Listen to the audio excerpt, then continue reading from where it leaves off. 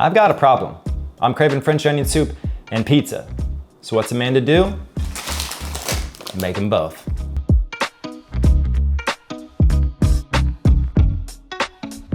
We're making a New York Sicilian dough with a twist by adding 200 grams of milk. It's a technique I learned while watching the pizza show where this legendary pizza shop in Rome adds milk for color, flavor, and texture. Then we'll add 450 grams of water, 8 grams of instant yeast, and 1,000 grams of all-purpose flour.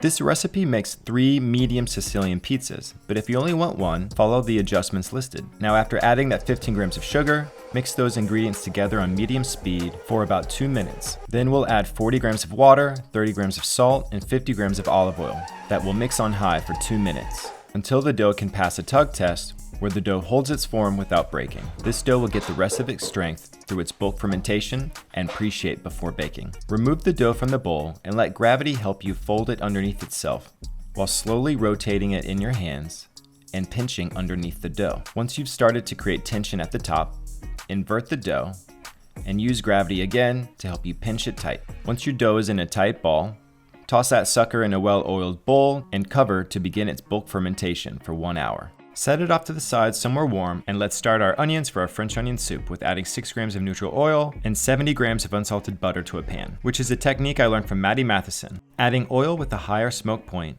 allows the milk solids in the butter to cook longer without burning, which is important because caramelized onions done right are cooked long, low, and slow. On medium-low heat, we're gonna lightly saute our onions for about 30 minutes until they slightly golden. This is where we can start adding seasoning like black pepper, fresh thyme, and granulated garlic, or an alternative, Asforteda. The reason why we wait till this stage to add salt is because it causes the onions to release moisture and limits how quickly you can caramelize them, making the process take that much longer.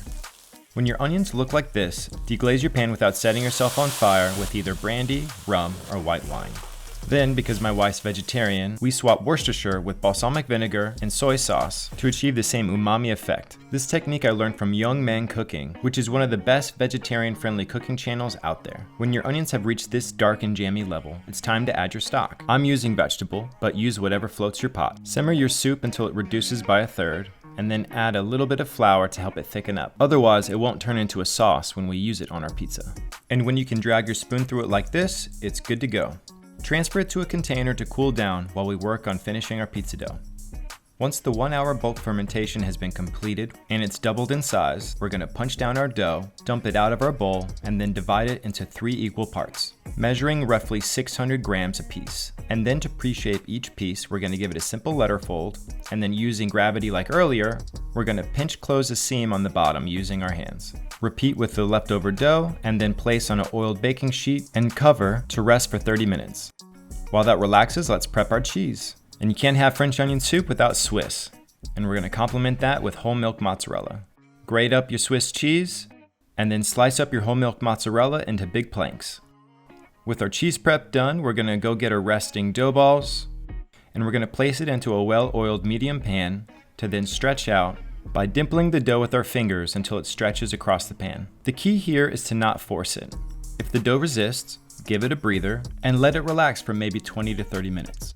After a final 1 hour proof, we're gonna give the Sicilian dough its iconic crispy crust by par baking it at 475 for 10 minutes. Let it cool slightly, and then top it with your mozzarella first, your grated Swiss cheese, followed by our nice and thick French onion soup base. Top with grated parm and black pepper, and a drizzle of olive oil before finishing for another 15 minutes. While it cools slightly, we're gonna cut a little bit of fresh chive to sprinkle over top to contrast the rich and buttery French onion soup flavor. Try not to tell me that this doesn't look glorious. Along the edges, there's cheese fricka you can snack on, and just listen to the crunch of this thing. It's not a New York Sicilian unless the crust can trigger an earthquake with every bite.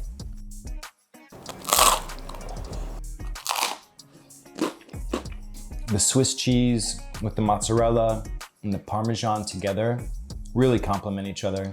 And when you cook the pizza crispy on the bottom enough, it becomes the bread, the sourdough bread that's in the soup itself. The first time I ever made this pizza was when I was doing some pop-ups around Brooklyn a couple years ago. And I'm ashamed it's been that long because this is a phenomenal pie. If you take a shot at it, please let me know how it goes. Check out everybody featured, as always, and like and subscribe.